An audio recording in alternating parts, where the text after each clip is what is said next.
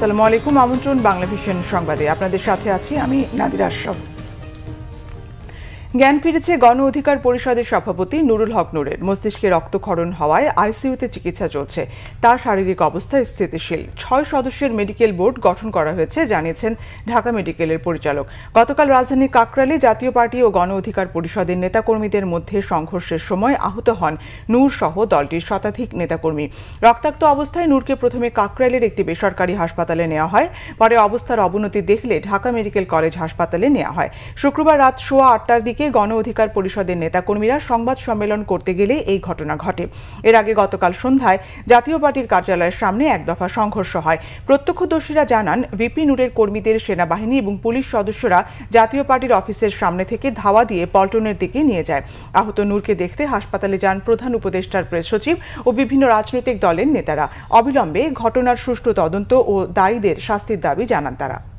এই হামলার প্রতিবাদে এবং বিচারের দাবিতে বিক্ষোভ সমাবেশ করা হবে।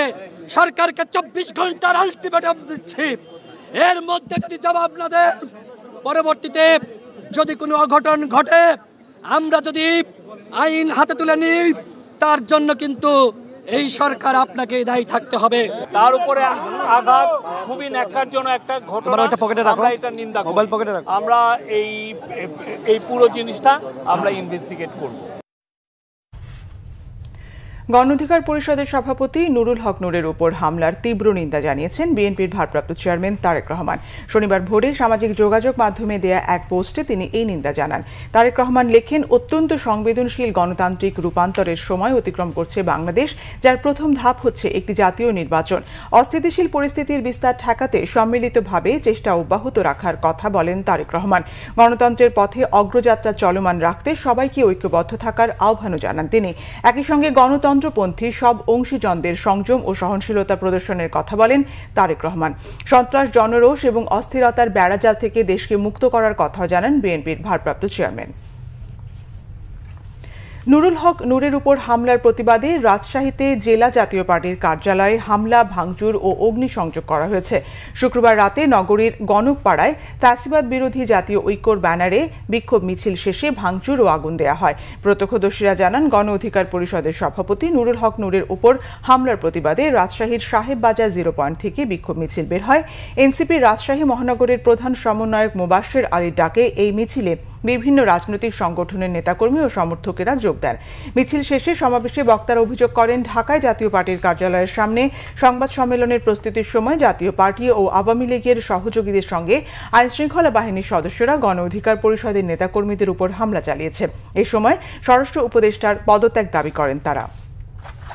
অনির্দিষ্টকালের জন্য বন্ধ রয়েছে বিআরটিএ এর লাইসেন্স বিতরণ। কার্ড বিতরণ কবে চালু হবে সে ব্যাপারে নিশ্চিত নয় কর্তৃপক্ষ। লাইসেন্স প্রিন্টকারী ভারতীয় কালো তালিকাভুক্ত প্রতিষ্ঠান মাদ্রাজ সিকিউরিটিজ এর কারণেই জটিলতায় পড়েছে বিআরটিএ। তাদের সঙ্গে চুক্তির মেয়াদ শেষ হলেও নতুন ভেন্ডর নিয়োগ না দেয়ায় বিপাকে লাখ লাখ গ্রাহক। আগামী 6 থেকে 7 মাসের আগে কার্ড বিতরণ সম্ভব নয় জানিয়ে সড়ক পরিবহন কর্তৃপক্ষ বলছে, মাদ্রাজ সিকিউরিটিজের সঙ্গে অনিয়মে জড়িতদের ছাড় দেওয়া হবে না। জামাল উদ্দিনের তোলা ছবিতে ওবায়দুল্লাহ মামুনের রিপোর্ট। সাইফ আহমেদ বেসরকারি একটি বিশ্ববিদ্যালয় পাঠ চুকিয়ে বিদেশ পাড়ি জমাবেন উচ্চশিক্ষার্থে। দরকার ড্রাইভিং লাইসেন্স, কিন্তু বিআরটিএর লাইসেন্স বিতরণ শাখা থেকে জানিয়ে দেওয়া হলো, আগামী বছরের ফেব্রুয়ারির আগে লাইসেন্স দেওয়া সম্ভব নয়। এরকম আরও অনেক ভুক্তভোগীর দেখা মিলবে অহরহ। তাহলে আমার তো আগে দরকার হবে কার্ডটা দেশে চলে যাওয়ার জন্য। এখন তারা বলতেছে যে একটা এস্টিমেট ডেট দিচ্ছে জানুয়ারিতে। 3 বছর ধরে লাইসেন্সের আবেদন করেও হাতে পাননি কাঙ্ক্ষিত কার্ড।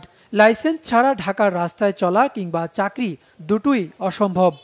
কার্ড আসে না, কার্ড নাই, কার্ড পাইতেছি না, ওরকম ডেট বাড়াইতে 3 বছর পার করলো। এখন এই যে 1 বছর ধরে শুনতেছি যে ভারতে যে কোম্পানিটা দিছিল ওই কোম্পানি বাদ ওই কোম্পানির ডাটা বেশি নাই। 7 বার আসছি, তা আমি একজন পেশাদার ড্রাইভার। আমি যদি এরকম সবসময় আসতে হয়, আমাদের কর্ম রেখে আমাদের চাকরি নিয়ে তো টানাটানি। বিআরটিএর তথ্য মতে এ পর্যন্ত 8 লাখেরও বেশি কার্ড আটকে আছে। জানা গেছে, লাইসেন্স প্রিন্টিংয়ের জন্য ভেন্ডর প্রতিষ্ঠান মাদ্রাজ সিকিউরিটির চুক্তি অনুযায়ী সময়মতো কার্ড সরবরাহ না করায় গত 3 বছর ধরে লাইসেন্স জট তৈরি হয়েছে বিআরটিএতে। অভিযোগ রয়েছে, বিআরটিএর তৎকালীন প্রকৌশল শাখার উপপরিচালক শীতাংশু শেখর বিশ্বাস সহ একটি সিন্ডিকেট বিআরটিএ ভারতের নিষিদ্ধ একটি প্রতিষ্ঠানকে মোটা অঙ্কের অর্থের মাধ্যমে কাজ করার সুযোগ করে দেয়, কিন্তু চুক্তি অনুযায়ী সেবা না দেওয়ায় তাদের সাথে চুক্তি বাতিল করেছে বাংলাদেশ সড়ক পরিবহন কর্তৃপক্ষ। প্রতিষ্ঠানটি বলছে বিদেশগামীদের জন্য কিছু কার্ডের সুব্যবস্থা রয়েছে, কিন্তু বিতরণ শাখা বলছে ভিন্ন কথা। আপনি 107-এ যান বা 112 নম্বরে যান, 107-112 আমাদের বড় কর্মকর্তা আছে তো ওনারা। আগামী বছরের তারিখ দিয়েই প্রতিদিনই ফেরত পাঠাচ্ছেন গ্রাহকদের। লাইসেন্স জট তৈরির জন্য দায়ীদের বিরুদ্ধে ব্যবস্থা নিতে মন্ত্রণালয়কে চিঠি দিয়েছে বিআরটিএ।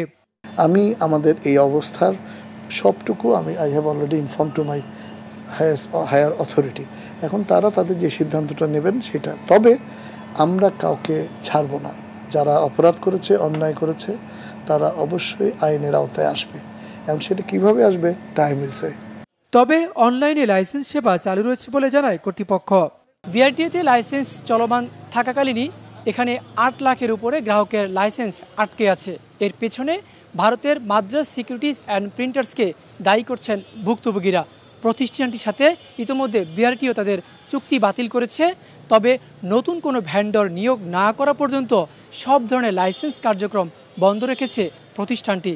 তবে কবে নাগাদ নতুন ভ্যান্ডর নিয়োগ দেওয়া হবে আর এই সময়ের মধ্যে ভুক্তভোগীর সংখ্যা বা লাইসেন্সের সংখ্যা কত লাখে দাঁড়াবে তা আসলে সময় বলে দেবে। ওবায়দুল্লাহ মামুন, বাংলা ভিশন, ঢাকা। আন্তর্জাতিক প্রসঙ্গ।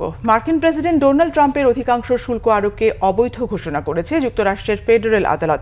একই সঙ্গে তিনি যুক্তরাষ্ট্রের ইন্টারন্যাশনাল ইকোনমিক পাওয়ার্স অ্যাক্ট আইনের অপব্যবহার করেছেন বলেও অভিযোগ এনেছে আদালত। বর্ধিত শুল্ক প্রত্যাহারের নির্দেশ দেওয়া হয়েছে যুক্তরাষ্ট্র প্রশাসনকে। আগামী 14 অক্টোবরের পর এই রায় কার্যকর হবে। আদালতের শুনানিতে উপস্থিত 11 বিচারকদের 7 জন ট্রাম্প প্রশাসনের শুল্ক নীতিকে অবৈধ ঘোষণা করেছেন।